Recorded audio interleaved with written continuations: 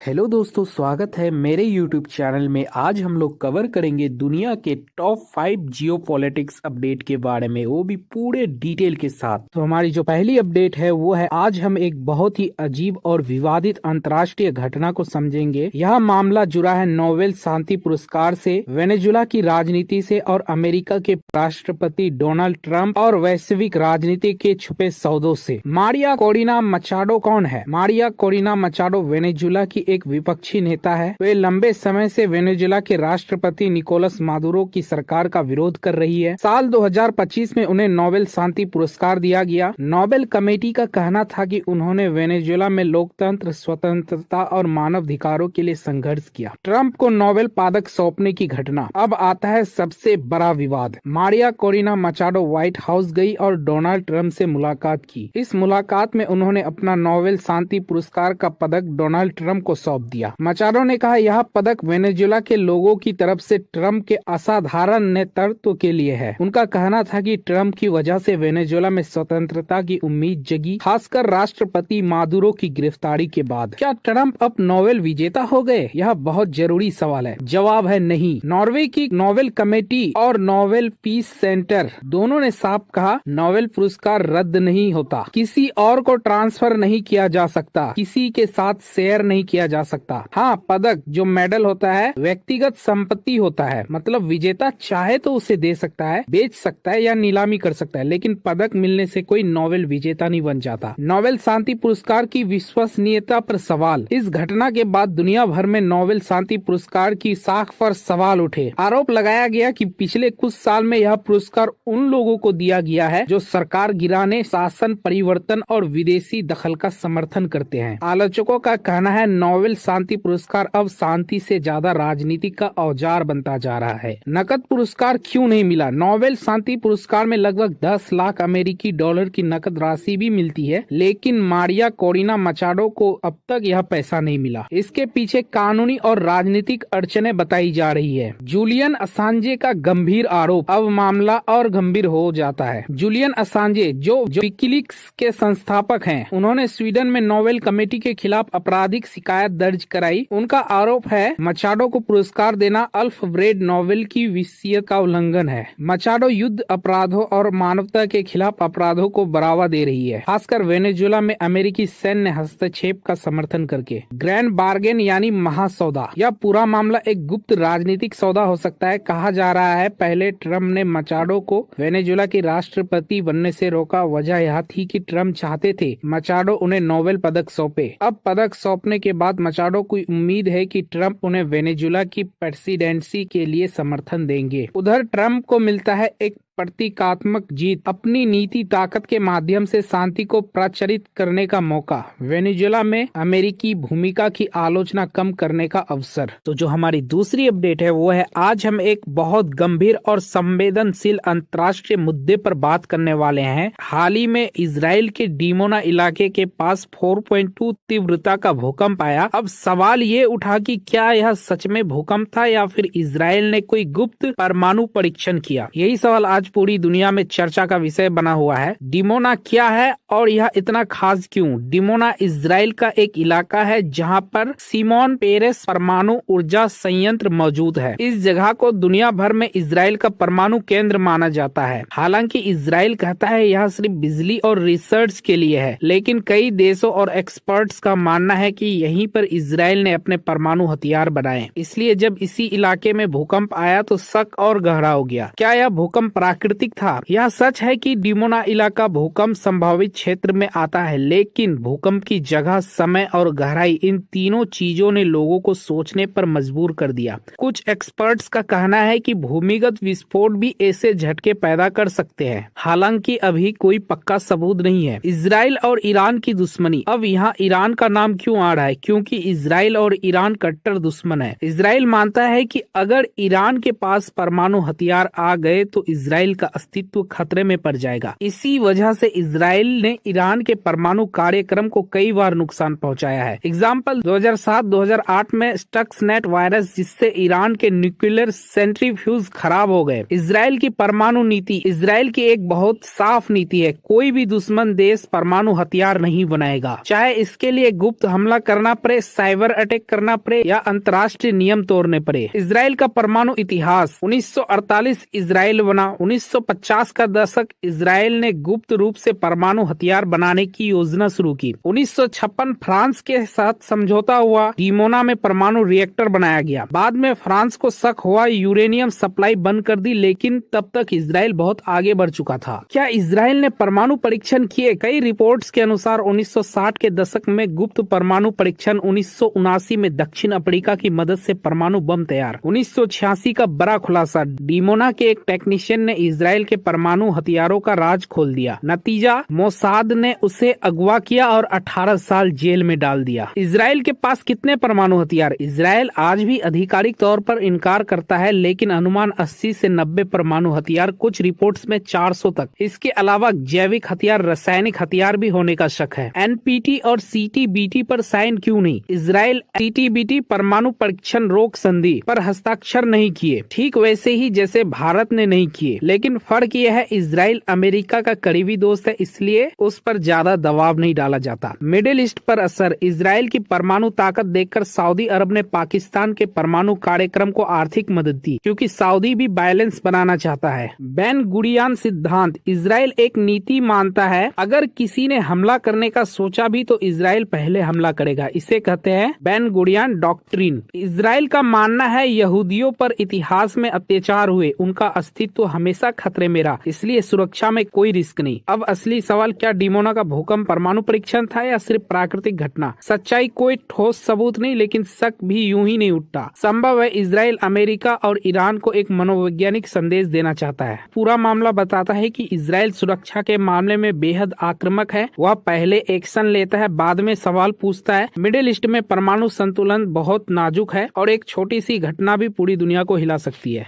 तो हमारी जो तीसरी अपडेट है वो है सीधे सीधे अमेरिका, यूरोप और रूस से जुड़ा हुआ है। आज जो बदलाव हो रहा है वह आने वाले समय में पूरी दुनिया की राजनीतिक बदल सकता है। सबसे पहले समझिए यूरोपीय संघ, ईयू क्या है। यूरोपीय संघ यानी ईयू कई यूरोपीय देशों का एक समूह है, जैसे Germany, France, Italy, Spain, Netherland और कोई दूसरे देश। ये देश मिलकर व्यापार, सुरक्षा, युद्ध से बचाव और राजनीतिक के फैसले लेते हैं। अमेरिका और नाटो का रोल, अब ध्यान से समझो। यूरोप की सुरक्षा के लिए एक संगठन बना है नाटो, जिसमें अमेरिका, यूरोप के कई देश शामिल है। अब तक क्या था, यूरोप अपनी सुरक्षा के लिए अमेरिका पर बहुत ज्यादा निर्भर था। डोनाल्ड ट्रंप की बात से ईयू क्यों नाराज हुआ? डोनाल्ड ट्रंप ने एक बयान दिया, नाटो अमेरिका के बिना कुछ भी नहीं है। इसका मतलब क्या हुआ? ट्रंप यह दिखाना चाहता है कि यूरोप खुद कुछ नहीं कर सकता, सब कुछ अमेरिका के दम पर चल रहा है। यह बात यूरोपीय देशों को बहुत बुरी लगी, क्योंकि यह अपमान जैसा था और धमकी जैसा भी लगा। इटली की पीएम जॉर्जिया मेलोनी की प्रतिक्रिया। अब आते हैं इटली पर। इटली की प्रधानमंत्री जॉर्जिया मेलोनी ने साफ सवाल उठाया, अगर अमेरिका ऐसा सोचता है तो क्या अमेरिका के सैन्य अड्डे बंद कर देना चाहिए? क्या अमेरिका से व्यापार रोक देना चाहिए? और सबसे बड़ी बात, उन्होंने कहा, हमें रूस के राष्ट्रपति पुतिन से सीधे बात करनी चाहिए। यह बहुत बड़ा बयान था, क्योंकि अब तक ईयू रूस के खिलाफ ही था। जर्मनी के चांसलर फ्रेडरिक मर्ज का समर्थन। अब जर्मनी की बात करते हैं। जर्मनी के चांसलर फ्रेडरिक मर्ज ने भी इटली की बात का समर्थन किया। उन्होंने कहा, रूस भी एक यूरोपीय देश है। रूस यूरोप का सबसे बड़ा पड़ोसी है। बिना रूस से बात किए यूरोप में शांति नहीं आ सकती। उन्होंने साफ कहा, हमें रूस के साथ संतुलन बनाना होगा ताकि युद्ध रुके, यूरोप में शांति आए और आजादी बनी रहे। यह जर्मनी की नीति में बड़ा बदलाव क्यों है? यह बहुत इंपॉर्टेंट पॉइंट है। पहले क्या था, फ्रेडरिक मर्ज यूक्रेन के बहुत समर्थक थे, पुतिन के खिलाफ थे, लेकिन अब वही नेता रूस से बातचीत की बात कर रहे हैं। इसका मतलब क्या, यूरोप की सोच बदल रही है। फ्रांस के राष्ट्रपति मैक्रोन की पुरानी बात, यह कोई नई बात नहीं है। फ्रांस के राष्ट्रपति एमेनुएल मैक्रोन पहले ही कह चुके थे, रूस से बात करनी चाहिए, सीधी बातचीत का रास्ता खुला रहना चाहिए। मतलब यूरोप के बड़े देश पहले से सोच रहे थे। ईयू अमेरिका से नाराज क्यों है? पहला कारण, डोनाल्ड ट्रंप का अलगाववादी रवैया, यानी पहले अमेरिका बाकी बाद में। दूसरा कारण, नाटो को लेकर ट्रंप का बयान, जिसमें यूरोप को लगा अमेरिका कभी भी साथ छोड़ सकता है।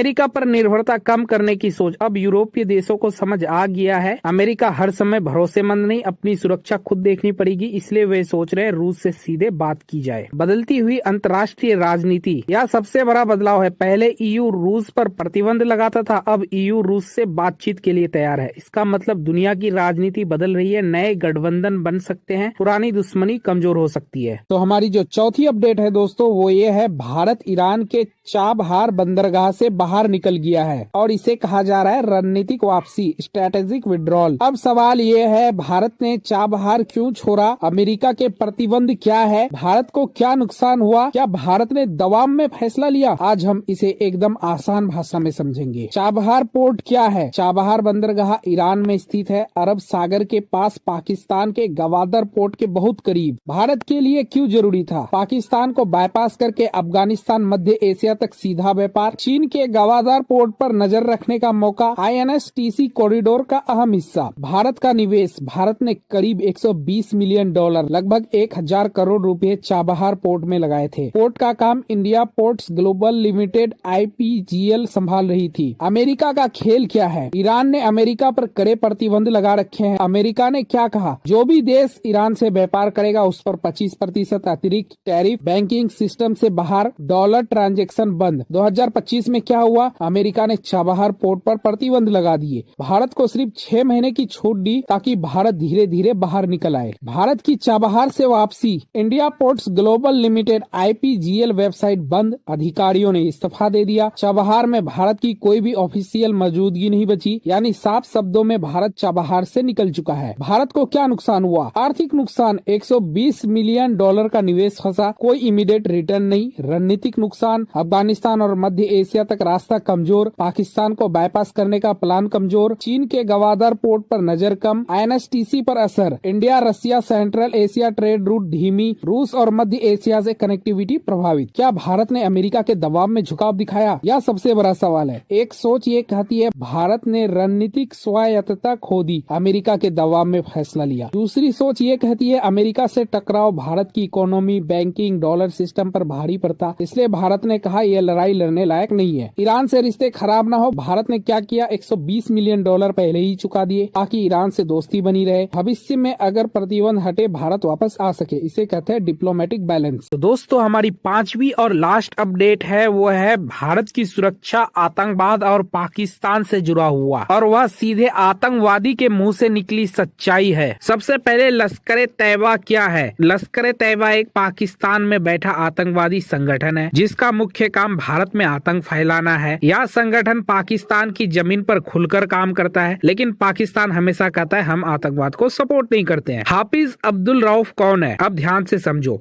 हाफिज अब्दुल रऊफ लश्कर तैयबा का सीनियर कमांडर, अमेरिका ने भी इसे आतंकवादी घोषित कर रखा है। मतलब यह कोई मामूली आदमी नहीं, टॉप लेवल आतंकी नेता है। सबसे बड़ा खुलासा, अब असली बात, हाफिज अब्दुल रऊफ ने खुद कैमरे के सामने कबूल किया है कि 6-7 मई की रात भारत ने हमला किया। हमला पाकिस्तान के मुरीद के इलाके में हुआ। वहीं पर लश्कर तैयबा का आतंकवादी मुख्यालय, ट्रेनिंग सेंटर, मस्जिद जो आतंकी गतिविधियों के लिए इस्तेमाल होती थी, पूरी तरह तबाह हो गया। यह बात उसने रोते हुए गुस्से में भीड़ के सामने खुद मानी है। भारत का दावा सही साबित हुआ। भारत पहले से ही क्या कह रहा था? हमने पाकिस्तान के आम नागरिकों पर हमला नहीं किया, हमने सिर्फ आतंकवादियों के ठिकानों को निशाना बनाया। अब क्या हुआ? आतंकवादी खुद मान रहा है कि ठिकाने आतंकी थे, जगह आतंकी गतिविधियों की थी। मतलब भारत का नैरेटिव 100% सही साबित हो गया। पाकिस्तान की झूठी कहानी टूट गई। पाकिस्तान क्या कह रहा था? दुनिया को बता रहा था कि भारत ने नागरिकों को मारा, विजय परेड जैसा माहौल बना रहा था। लेकिन जब आतंकवादी खुद कबूल कर ले तो पाकिस्तान की पूरी कहानी खोखली साबित हो जाती है। आतंकियों पर मनोवैज्ञानिक हमला, यह हमला सिर्फ बम और मिसाइल का नहीं था, यह दिमाग पर हमला था। इसके असर लश्कर तैयबा के नेताओं में डर, जैसे मोहम्मद में खलबली, आतंकी सरगनाओं की इज्जत, रुतबा, दबदबा सब खत्म। अब आतंकी नेता खुले में आने से डर रहे हैं। मसूद अजहर का है, मसूद अजहर जैसे मोहम्मद का सरगना 2019 के बाद से कोई सार्वजनिक वीडियो नहीं, लगातार जगह बदल रहा है। क्यों? क्योंकि उसे डर है कि भारत कभी भी टारगेट कर सकता है। ऑपरेशन सिंदूर अभी खत्म नहीं हुआ है। इसका मतलब जो आतंकी नेता बचे हैं, जो छिपे हुए हैं, उन्हें भी आगे भारतीय कार्रवाई का सामना करना पड़ सकता है। तो दोस्तों ये था टॉप 5 जियोपॉलिटिक्स अपडेट। अगर वीडियो पसंद आया तो वीडियो को लाइक कर देना, चैनल को सब्सक्राइब कर देना। मिलते हैं अगली वीडियो में, तब तक के लिए जय हिंद, जय भारत।